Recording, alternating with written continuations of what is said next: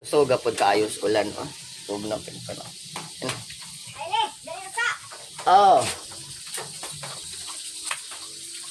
Unsa man kabahin ma? Ato asi maring, paningli. 5,000. Kay lakaw. Ah, sige. Mag-ilis ako sanina ako adto.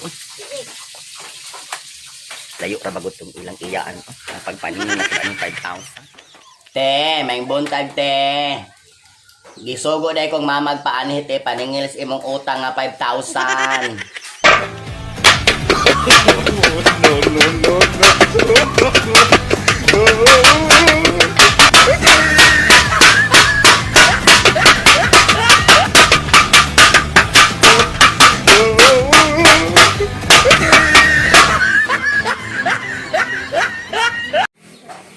Mura magwala sa mood si auntie oy. Ante, kanang mubalik lang niya ako te. Paningil sa imong utang nga 5,000 te.